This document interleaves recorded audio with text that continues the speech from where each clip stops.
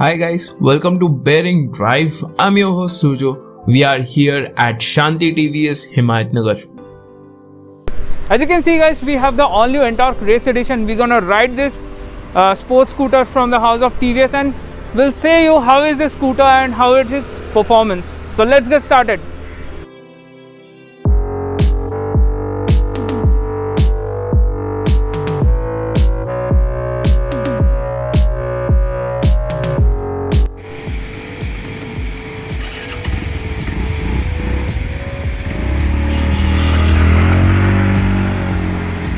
Even the SR150 was keeping its pace in the performance scooter segment, there's still a pace that's not filled by the Indian automakers, which TVS grasped by the launch of Ntorq 125 in the market.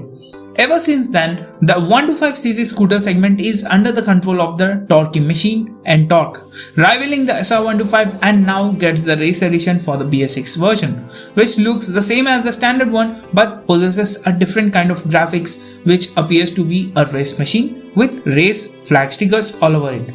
Including the T-shaped LED DRLs, everything is impressive that's seen on the standard one. Features on offer are Bluetooth connectivity, hazard switch, engine kill switch and all LED lights and an improvisation, that is fuel injection system.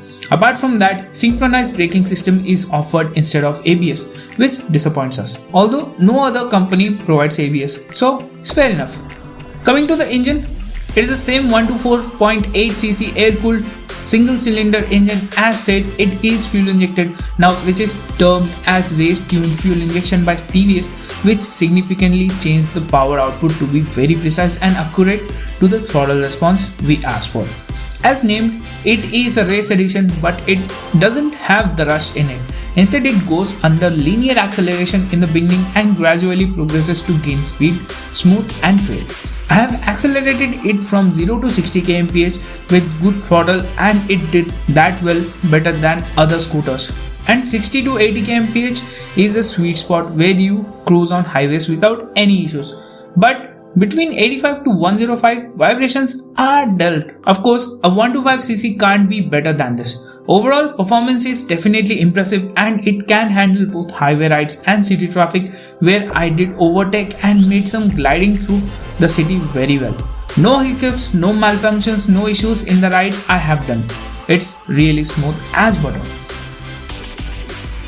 While on the other hand, the suspension setup works absolutely good for the roads and it is soft as well as stiff, which I could say 60% soft and 40% stiffer, by which we can understand that it is tuned for both good roads and bad roads and corner friendly of course.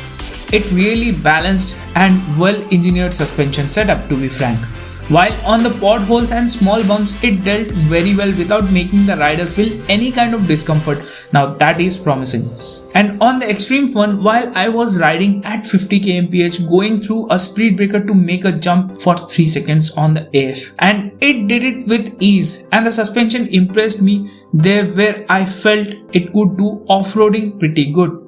The front telescopic forks and rear monoshock work extraordinary, better than the SR125 of course. Find out in our next comparison video.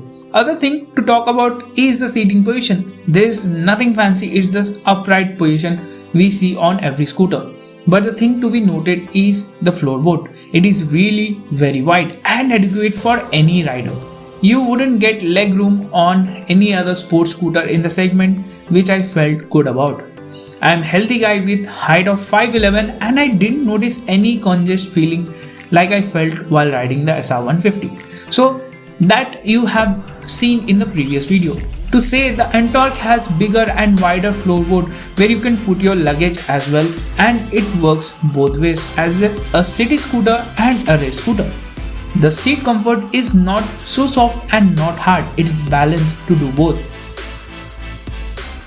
And talking about the space, it's adequate for a healthy rider and a normal weighted as a pillion. But it's not so comfortable, I mean it's okay if both are healthy. Seat is not so long and you couldn't expect much from a sports scooter. But the grab rails are well placed and they are very practical to hold on. Also the footrest for the pillion are metal finished and they look premium and appealing also. Whereas the under seat storage can accommodate a normal size helmet, but not a full face helmet. You get a USB charging port as well as a boot light for night vision inside, while the fuel filling is done externally and easily for sure. The ride quality is great and it's made possible with the brakes on offer, which gets a disc at front and a drum brake at rear, which work really well. I don't say they are the best, but they work well with a good feedback to your pull. The front disc is like the same one that's on other scooters and it is on spongier side, and you couldn't get the exact bite. So it takes time to stop with an ease, which is not like press the brake and stop their system. It's done in a smoother way without any harsh stopping. So on an overall account, brakes are decent and work good for our roads. The tires have ample grip, but I was expecting a bit wider tire at the rear, which is 110 section 1. I would expect at least a 120 section tire, but yeah, that affects the overall performance in a way, so I'm sticking to the choice of the company. And however, they work pretty well with nice grip when I tried to brake them even on gravel. And especially the alloy wheels that are beautifully designed are the best and look premium. The overall design looks same as before, but now it looks more striking and adrenaline rush to the youth. It also gets new colors. And the best part of the Ntorq is the Bluetooth connectivity, which enables you to connect it to your phone so that you could see who's calling you on the instrument cluster, which is fully digital one. And you have a feature of turn-by-turn navigation on the instrument cluster itself, for which you need to install the TVS Ntorq application on your phone and pair it with the scooter. This kind of smart features is what youth looks for, and it's the first and best in segment for now.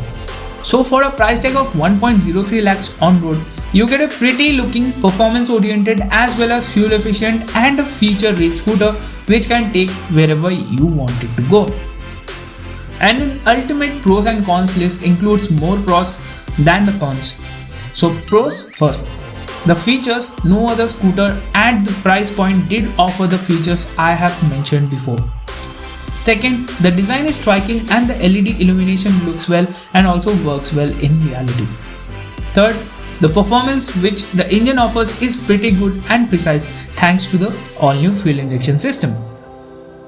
Now coming on to the cons, the indicators, they are conventional bulbs even now, could have given LEDs. Second, the brakes, they work really good, but they should have got a little more bite for more confidence. Other than that, this scooter is the best one to go for at this price point and you would never get disappointed. So if you like our review, please do subscribe to our channel for more like this and press the bell icon so as we provide the video online, immediately the notification gets to your phone and you will be able to see our videos as soon as possible. So thank you for watching our video again. Let's meet in our next video.